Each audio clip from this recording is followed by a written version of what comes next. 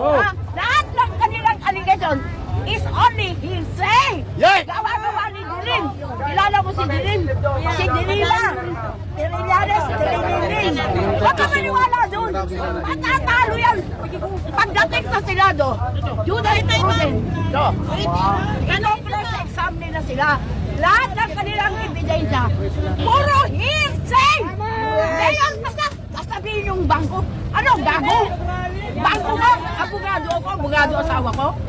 Nagkaroon ng pera, nakaw na. Galing sa doon. Gago yung mga yan! Di Ebeng! Sabihin nyo totoo, ayoko lang lang sa inyo eh. Di na ako nanonood sa inyo. Di kayo nakikinig. Kailan po sa ating lahat ha, na andito tayo para ipaglaban ng tama. Ano ba yung tama't mali? Sige po, ma'am. Inaabuso ang ating presidente, tunay na presidente, ang Duterte. Literal na kinidnap nila ang Tatay Digong. Naiintindihan nyo yan, di ba? So sino ba dito ang abusado? Ito! Sige po. Ito ha! I'll give you example. Ha? Si Duterte anak sa living sa tatay niya. Sa Yulo. Sa simenteryo. Sino presidente ng palibing kay Duterte? Ang pamilyang Duterte mananatiling mamumuno sa bansang Pilipinas dahil may Teka prinsipyo. muna, oy! Inilibing! Doon! Ito ang point! Inilibing siya sa bayani. Who is that president? Only Duterte. So, anong ginawa kay Duterte? Ito masabi ni Bangat. Yan ba, ipapalabas niyo yan? Paniniwala sa ICC. Hindi siya makiki-operate. Labas niyo yung tama. Kaya nga, binoto ko siya. Unitim eh. Pero anong ginawa niya? Ilalay doon niya si Clara.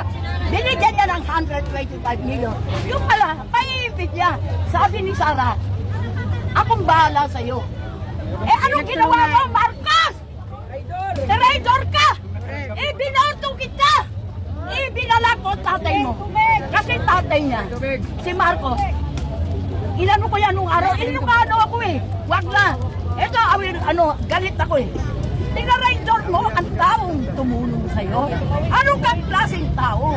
Wala kang kwenta! Marcos, traidor ka! Ilocano ko pero hindi kita papanilan. Si Duterte nagpalibing. Ngayon, nandiyan ka na sa mga dilawan. Mga komunista! Dilawan, komunist, FPA, yung mga party list. Ano alam mo sa kanila? Lalo na yung pangit at abingi ang mukha. Ang alam mo sa kanino, tawagin mo mag-debate kami. Hindi, tatanungin ako sa kanya. Pag hindi na ako nasagot, patay siya sa akin. Si Sara, pinuntahan nila sa Davao. Pinuntahan ni Arnie. Makipag-tingka sa kuya ko. Ay, sa ako ate, sa kapatid ko. Ano nangyari? Nag-teamwork sila. Uniteam. Anong ginawa mo kay Sara? Tinaraydor mo, magkasama kayo. Love team nga kayo. Uniteam. Never again. Sabi ng mga LPA, Marcos, never again. Lahat kasakpi na ngayon. Kayo, gusto nyo LPA? Tanong ko kayo. Tanungin nga kita, you are media. The origin of money. Sige, ask me. Answer me. What is the origin of money? Bakit? Kung tinatanong ko, nasa media kayo. What is the important gift of Jesus Christ to humanity? Answer me. You are media, you don't know? Ma'am, Hindi po. Ma'am, Ako po dapat ang magtanong, hindi po kayo. yan ba sir, Ako ipapalabas nyo sir? magtatanong. Sige po. Sir, ipapalabas nyo ba yan? Sige po. Hindi, pero para malaman nyo na hindi ako bobo. Hindi, wala po kami sinasabing gano'n. Kaya nga sumama ako dyan kay Marcos. Sige Sabi po, niya, sabihin nyo lang po kung ano yung gusto. galit ako, uniteam. Sumama ako, pinumpahan niya ko siya. Nakasama ko saan. Pinumpahan niya ko yan. Anong ginawa niya? Dapat hindi ganun. Magkasama kayo. Ngayon pinaingkit mo. Yung tatay niya pinadala mo. Ano ba yung ICC na yan? O ayan, sasagutin kita sa ICC. Sino member ng ICC?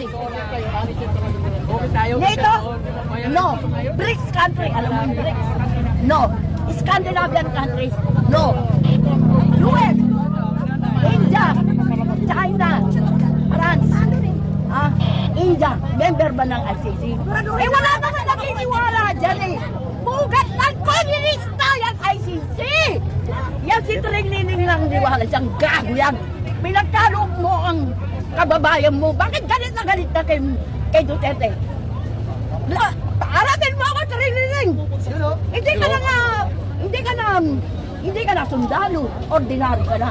Ikaw pa ang magdadala sa tira. Ano ka? Siya na ang ano na ICC?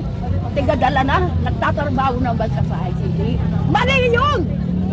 Hindi dapat siya. Dadaan muna sa Supreme Court. Pumunta sila kasi meron tayong korte. Meron tayong korte matatalinong mga Pilipino. Hindi kailangan ICC. Ba't ka naniniwala sa ICC? Ito yung US, China. Hindi naniniwala eh. O, ano, Nay, okay na. Sige sir, may gusto po kayong sabihin. O yan na. Hindi mo rin naman ipapalabas yan. Sige po, ipapalagas ko po. Hindi na, wag na. Wala akong tiwala sa'yo. Wala akong tiwala sa'yo. Oo, ang papalabas mo.